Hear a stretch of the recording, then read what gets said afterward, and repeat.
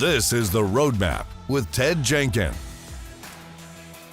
Hey everybody, welcome to The Roadmap, exclusively here on ASBN.com.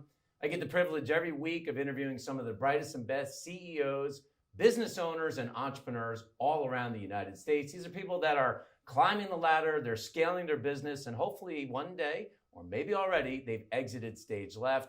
I'm really excited today to have a good friend of mine on the show, Heather Fortner. She's the CEO of SignatureFD. This is one of the biggest money management firms in the entire country. In the entire country. That's something to say today because it's a tough business, but I'm always wondering because I was in this space for some time myself.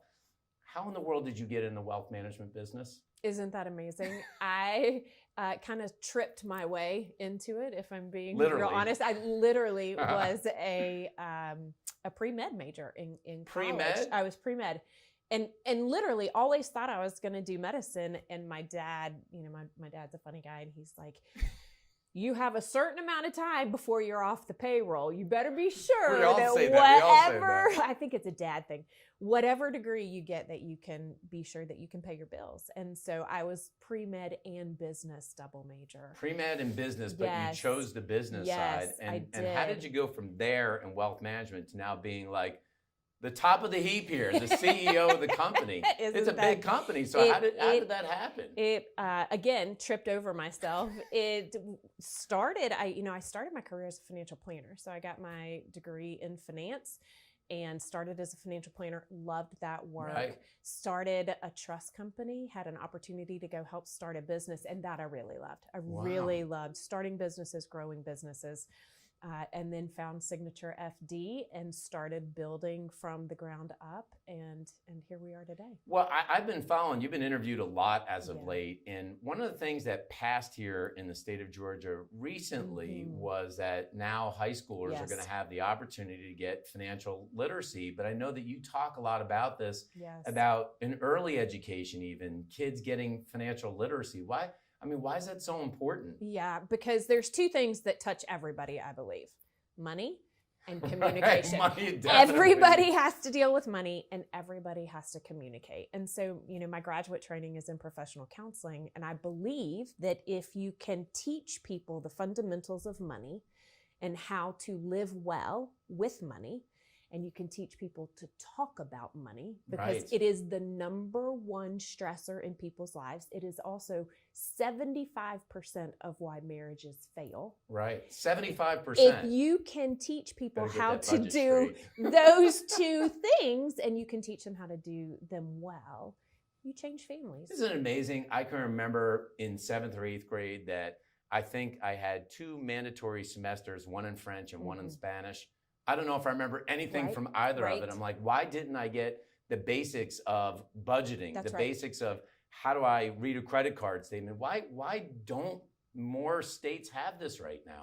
I don't know why, but I do think that we had a period, right? You learned in home economics. I had home economics in junior.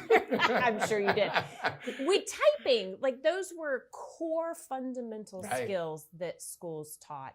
And I think that just as the education system has changed, some of those core skills went by the wayside. I'm grateful that my mother made me take typing. I am grateful. Right? Is it that you see those people who hunt and peck now and it's like, oh man, you got to go back to typing class.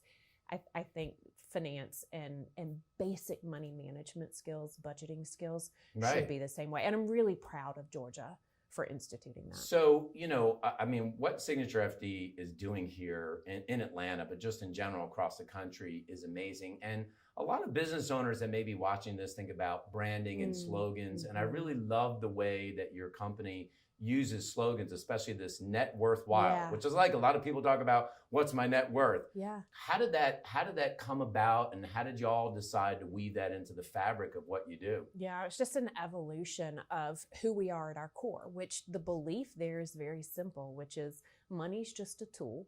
And it should be used in the pursuit of the things that you find worthwhile, the things that mean the most to you. And if your money is not serving those purposes in your life, then it really is meaningless at the end of the day. Isn't that true? Because you work with a lot of business owners. I know that's one of the specialties that are out there. But when people think about exiting stage left from their business. And for a lot of business owners, they've never really been in the stock market, that most of their assets may be real estate or the value of the business. And is it hard for them to figure out what is worthwhile because all they've done all day was build this big asset in their business? Absolutely. They've been so heads down. And we find that for the majority of people is that they're so focused on, you know what, I'm going to save and I'm going to enjoy life later. I'm going to enjoy life when I retire. Right. But what about today, right? What about the legacy you want to leave? What are the things that matter to you? Because the reality is that this journey with your finances, it is a marathon and not a sprint. Yeah, that's very, very true. And I think a lot of owners struggle with that. And I think I've heard owners say 1,000 times, I'm never going to do another business until they do another business. They can't help themselves. No, I know. I mean, true entrepreneurs, right? They have the drive to continue to build. And it's necessary to fulfill the things that they find worthwhile. Their assets, their financial world needs to be in alignment and in support of that. So as one of the top wealth management companies in the country, I saw that one of the visions that you have is to get to $10 billion. $10 billion, as they say it in there. There's a lot of money. Yeah. How do you find talented people, not only financial advisors or wealth managers, but really in this labor market today, operations people who want to get into that vision? And how do you connect that vision in the company every day? Yeah, that's a great question. I think people want to work where they, one, are seen, where they're heard, where they're valued, but where there's purpose. They want to align their life's work to purpose. And when you are in the business of serving others to help others achieve their purpose, you know, that's a very easy value proposition to attract talent. Was the labor market tighter now? Do you find it to be tighter, or you still think as long as you have the vision in your company, you can attract the talent? Yeah, I think the labor market absolutely is tighter. The difference is that with the pandemic, you can access talent nationally versus just in your geographic region, which has been amazing. You know, I'm wondering, as a female CEO, you know, this business of wealth management for many, many years, and I still feel like it is today, has largely been a male-dominated business, that you don't have as many women. And I saw a study recently that said, I think by 2030, that half the money in this country through the intergenerational transfer of wealth are going to be held by women. So women will hold, they hold all the power now, but they will hold all the money. Why doesn't the business attract more women? You know, or why is it bad at attracting women into the business? Yeah, I think because one, it's historically been male dominated, right? So changing that feel and that culture is going to take time. But then also, I think that women carry a different burden of caring for family at home. That potentially we see more women exit the workforce because companies aren't equipped to handle allowing for flexibility that women need during a certain time in life to feel like they are contributing well to their career and contributing well to their family. It's so true. I saw a study recently that said even in households where women are the major breadwinner, they're still taking on the dominant share of responsibilities for the children. Absolutely. You men, get to work in here. Get to work in here. But I read a whole bunch of quotes. We're gonna have enough time to do them all, but I love this one in here where you said that a Zen approach to wealth management during volatile conditions. And we're in a time now where we've had high inflation, higher interest rates, political uncertainty in the U.S., geopolitical uncertainty, crypto, pandemic, who knows what it is, the pandemic. Yeah. How should people be thinking about this now? You know, because it feels like dicey times. Yeah, and it is dicey times. I mean, first you have to normalize that, but secondly, there is an entire body of study that shows that mental accounting, bucketing, focusing on behavioral finance and what motivates people and what keeps people working on their plan, even during those times of stress, Those things are what are critical to creating the confidence, the peace of mind, and allowing people to continue in their plan when things are crazy. Yeah, and I think I had read a study that was done by Vanguard, and this is like, people will ask, like, why do I need an advisor? And it was something to the effect that even people that invested at Vanguard, they did worse than the people that had a financial advisor by 3% in their portfolio, not because of the actual products themselves, but because they themselves would pull the ripcord emotionally at the wrong time. Do you still find that today? Absolutely. Why do people get physical trainers? Right. Why do people get teachers? Why do executives get coaches? It's because in those moments where you are heightened or escalated from an emotional perspective, you need that objective third party to look in and say, hey, I get it.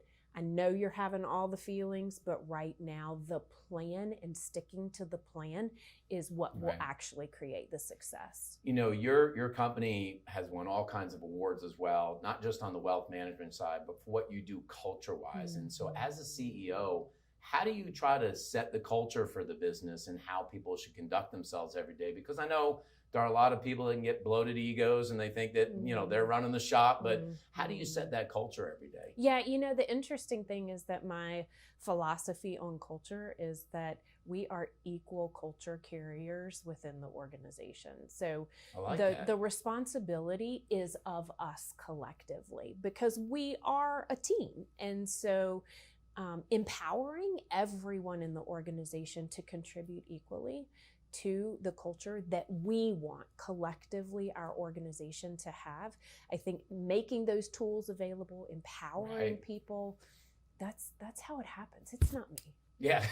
So, you know, I as of late, I think every day someone talks to me about ChatGPT and about, you know, AI and, you know, how do you just think about that as a CEO? Because it feels like it's coming upon us, and I feel like on one hand, there could be people that have money in an account and somebody uses a deep fake, or on the other side, they're like, you know, how do I save money in taxes? And AI tells them stuff, but it's not personal. Like, how do you think y'all will try to approach that over the next 5 years? Yeah, I think ultimately the industry itself will automate anything and everything that you can, whether it's portfolio selection, whether it's running of the financial plan, the actual technical components. I think a lot of that will be automated.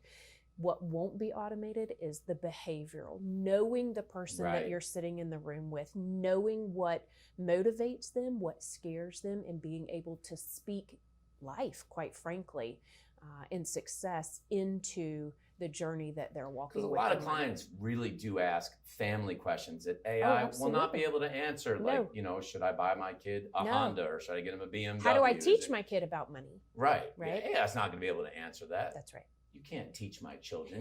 You can't do that.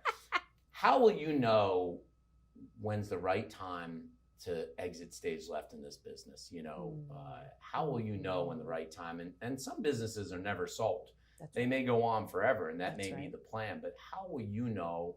Or as you talk, because I know that you specialize in business owners like veterinarians. Absolutely. How do you know when is to tell them the right time to exit a business? You know, I think for us at SignatureFD, we have a mission to impact the lives of 10,000 families by 2030.